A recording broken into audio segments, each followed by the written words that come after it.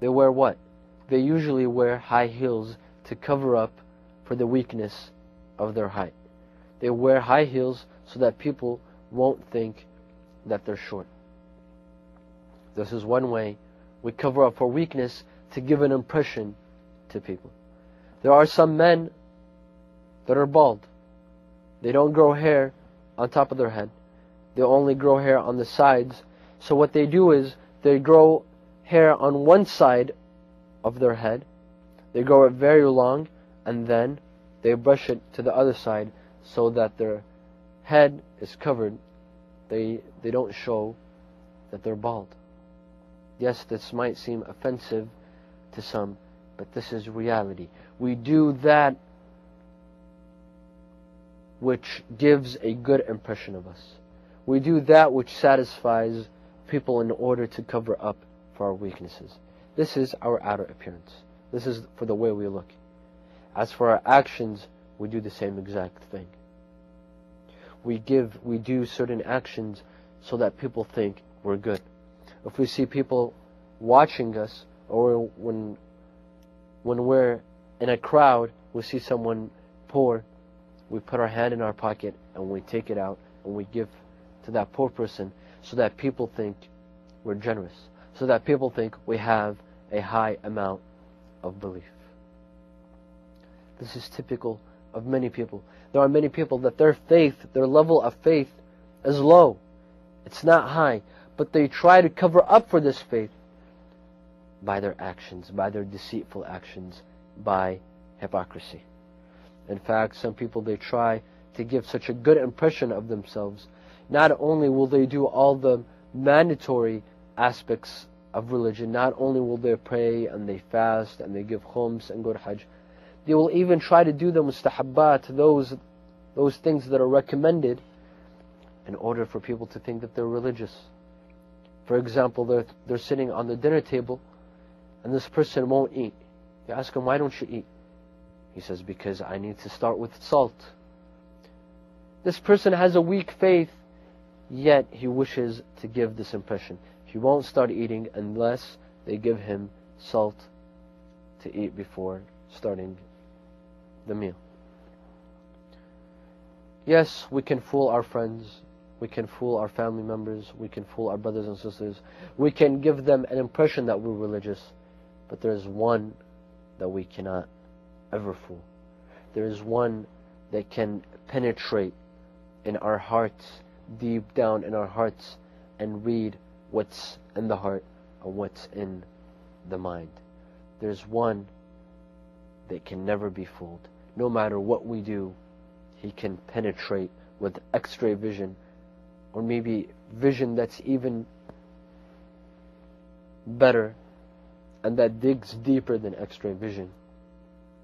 And that's Allah subhanahu wa ta'ala. That person, that one, is Allah subhanahu wa ta'ala.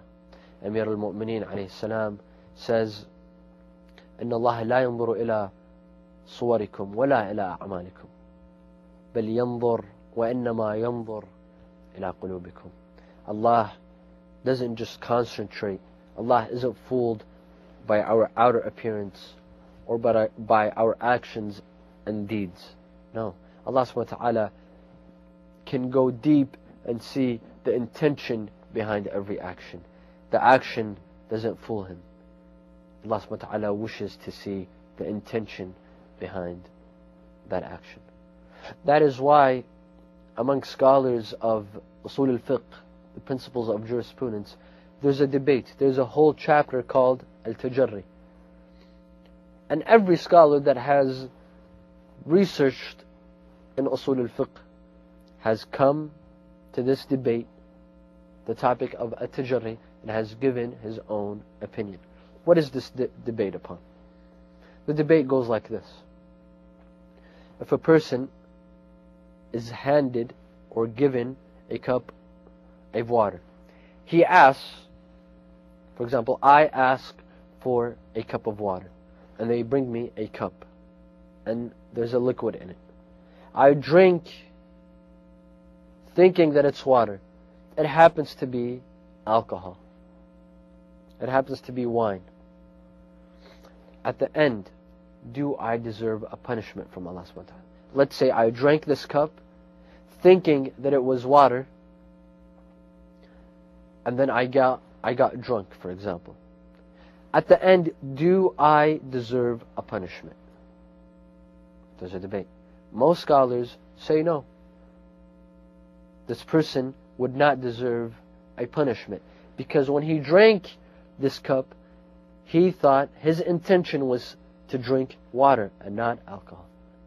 However, if we were to flip the situation, and this is the debate, if a person was handed, he asked for alcohol. This person asks for alcohol, and they bring him a cup of water, and he drinks with the intention of drinking alcohol, but it happens to be water. Does this person deserve punishment?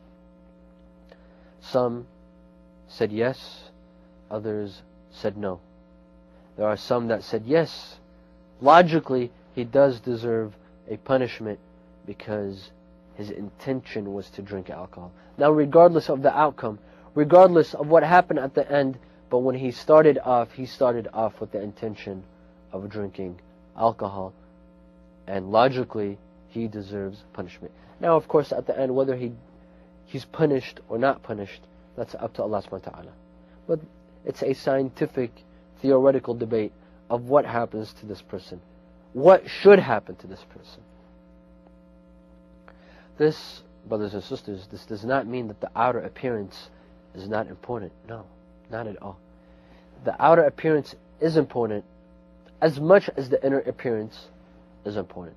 Allah subhanahu wa ta'ala wants the inner appearance to equal the outer appearance. He doesn't want one to be above the other. He doesn't want the outer appearance to be stronger than the inner appearance, or the inner appearance to be higher and stronger than the outer appearance. He wants the intention to match the action, the inner side to match the outer side, without any disconformity. That's why in the Quran, there are some that they don't understand this concept.